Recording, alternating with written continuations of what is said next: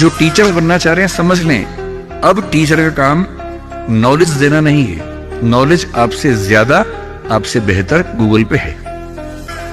अब आपका काम उससे ज्यादा बड़ा है। और आजकल सबसे बड़ा चैलेंज क्या है? आपने क्लास में कुछ बोला, बच्चे ने खटाक से गूगल किया, बोला सर आप गलत पढ़ा रहे हैं, मैम आप गलत पढ़ा रही हैं, this is the fact, you have spoken wrong. अब 50 बच्चों के सामने किसी ने पोल खोल दी आपकी, आपका मन कर रहा है कि मैं खून के आंसू, तेजाब आंख से निकलने का मन हो रहा है कि इस बच्चे को झुलसा दूं मैं। अरे क्लास के बाद अलग से बोल देता, सबके सामने बोल दिया, इज्जत भी नहीं रखी। तो टीचिंग की दुनिया आजकल बड़ी मुश्किल है। तो अगर आपको टीचर बनना है तो क्या ध्यान रखना है? अगर आप फैक्ट्स और नॉलेज के बेस पर काम चलाना चाहेंगे तो नहीं चलेगा, क्योंकि वो सबके पास है। आपको 2 चीजों पर गौर करना होगा। पहला, जितना हो सके इंटरेक्टिव होने की कोशिश कीजिए। वन वे कम्युनिकेशन अब नहीं चल सकता, भूल जाइए इस बात को। Communication has to be two sided. बच्चे क्लास में इन्वॉल्व रहें, बोल सकें, सवाल खड़े कर सके, आप जवाब दें। और जब बच्चे सवाल करते हैं तो कभी कभी कड़वे सवाल भी करते हैं। तो आज के समय में टीचर को यह समझना होगा कि वो बच्चों का दोस्त है, मालिक नहीं है, तानाशाह नहीं है। बच्चों से दोस्ती कर लीजिए, और दोस्त कुछ खराब बोल दे तो बुरा भी नहीं लगता है। उस लेवल पे बात करेंगे तो बच्चे टिकेंगे क्लास में। फितूर होता है हर उम्र में जुदा, फितूर होता है हर उम्र में जुदा, खिलौने, माशूका, रुतबा और खुदा।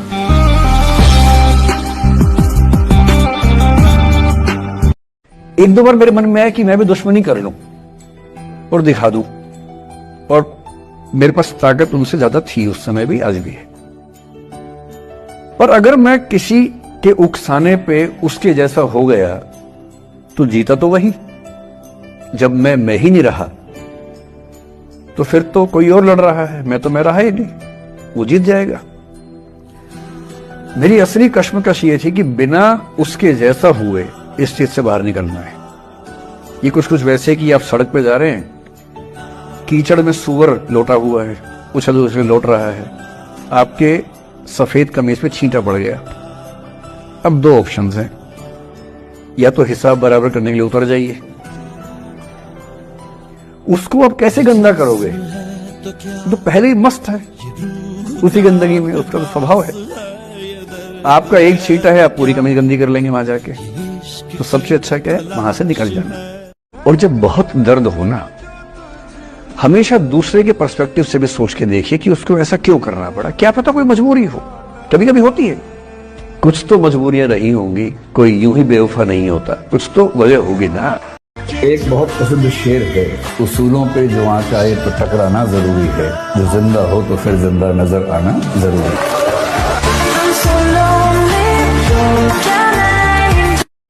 मैंने उसको उतना देखा जितना देखा जा सकता था, लेकिन फिर भी 2 आंखों से कितना देखा जा सकता था।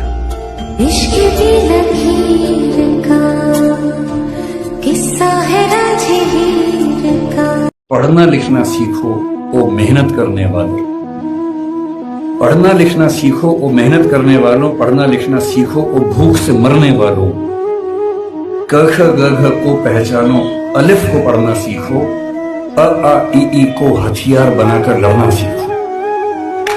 जो लड़ाई आप लड़ रहे हैं, उस लड़ाई में ना बंदूक चाहिए, ना तोप चाहिए, ना लाठी चाहिए, ना भाला चाहिए, डंडा नहीं चाहिए, किताब चाहिए, अक्षर चाहिए। और पढ़ना क्या है, हर चीज पढ़नी है। आप कितने भी सफल हो, यदि आपके जीवन में कुछ खास रिश्ते ऐसे नहीं हैं, जिन रिश्तों के साथ, चाहे वो प्रेम का हो, विवाह का हो, भाई का हो, बहन का हो, दोस्त का हो, जिनके साथ आप अपने मन की हर बात खुल के कर लेते हैं, तो आपका फाइनेंशियल अकाउंट चाहे कुछ भी हो, दरअसल आप एक दिवालिया इंसान हैं, बैंकरप्ट इंसान है। आपके अकाउंट में कितने जीरो हैं वो काम नहीं आएगा, आपकी जिंदगी का जीरो बहुत बड़ा है। इंसान को इंसान बने रहने के लिए कम से कम 2-3 ऐसे रिश्ते चाहिए होते हैं जहां वो पूरी तरह से सहज होकर रह सके, जहां उसको पर्दा न लगाना पड़े। जब जिंदगी में बहुत बड़ा झटका लगे ना, मन ही मन में सोचना भगवान ने चांस दिया है, और ये चांस सबको नहीं मिलता है, मुझे मिला है।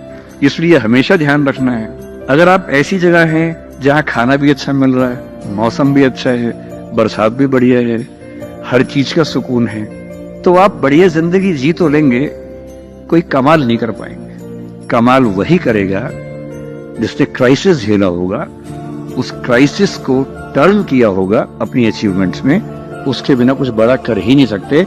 एक वाक्य मैं कहता हूं, महात्मा गांधी कोई तभी बन सकता है जब देश पराधीन हो, आजाद देश में महात्मा गांधी बन ही नहीं सकता कोई। और जब आदमी का प्रेम हाथ से निकलता तो वो बेचारा कितना कमजोर हो जाता है। राधा जी की हालत सोचिए, कृष्ण के पसीने की कुछ बूंदें उसके ऊपर गिर गई थी, उसकी साड़ी में लगी हुई है। ता लालच न धुआवती साड़ी, इस लालच से साड़ी धुलवा नहीं रही है। और जब से कृष्ण गए हैं, कपड़े तक नहीं बदलना चाहिए कि इस कपड़े में मेरे प्रिय की याद है। कि ठीक है यार, ऑल द बेस्ट, जा सिमरन जा, जी ले अपनी जिंदगी। अरे ठीक है, हो सकता है मैं तुझे ठीक नहीं लगा, कोई बात नहीं, लेकिन किसी से मिलो तो बढ़िया से मिलना, तेरी जिंदगी अच्छी हो। मैं भी ढूंढ ही लूंगा किसी न किसी को, थोड़ी हेल्प कर दियो, कहीं इंट्रो करवा दियो मेरी भी, लेकिन ठीक है तू भी जा। ये होता है खूबसूरत मोड़ देकर छोड़ना। अच्छा, चिपकू नहीं बनना है किसी के पीछे, ना बोरा जाना है कि तुम जाओ, मैं तो दीवाना, स्थाई दीवाना हूं तुम्हारा। कोई जब तुम्हारा हृदय तोड़ दे, तड़पता हुआ जब तुम्हें छोड़ दे, तब तुम मेरे पास आना प्रिय, मेरा दर खुला है, खुला ही रहेगा तुम्हारे लिए। और डिप्रेशन इतनी बुरी अवस्था है कि भगवान करे किसी के दुश्मन के बिना आए। हमारे दोस्तों की तो ना ही आए, दुश्मन को भी इतना बड़ा श्राप मत देना कि डिप्रेशन में चला जाए, वो बहुत बड़ा श्राप है। डिप्रेशन का मतलब है कि आप हिल ही नहीं रहे, उठ ही नहीं रहे, लेटे हैं तो लेटे ही, न खाने का मन कर रहा है या बहुत ज्यादा खाने का मन कर रहा है, दोनों में से एक से भी हो सकता है। अमूमन एक खाने का मन नहीं कर रहा, ना पढ़ने का मन कर रहा है, ना कहीं जाने का मन कर रहा है, किसी से मिलने का मन कर रहा है, कुछ करने का मन नहीं, किसी से बात करने का मन नहीं कर रहा, अकेले बैठे हैं, आंखों से आंसू बहते जा रहे हैं, कई बार आप समझ ही नहीं पा रहे क्या होगा। और आपके आसपास जो ज्ञानी लोग हैं वो क्या करें, अरे सब कुछ नहीं होता डिप्रेशन, कुछ नहीं होता, चल हमारे साथ। ये बहुत ही हल्का आदमी है, इसको पता नहीं डिप्रेशन क्या होता है। डिप्रेशन बहुत गंभीर रोग का नाम है, ये हंसी मजाक से सॉल्व नहीं होता है, ये गंभीर समस्या होती है। खुद को बेहतर बनाना है, आप इतने बेहतर हो कि आपको चाहने के लिए हजारों लोग।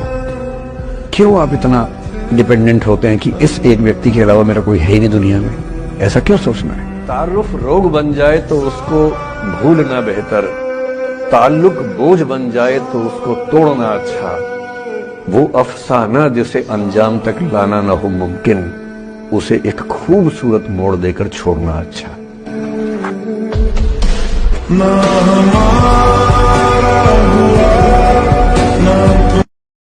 जो हार जाता है ना, उसको तसल्ली देना बहुत जरूरी है, वरना वो जी नहीं पाएगा।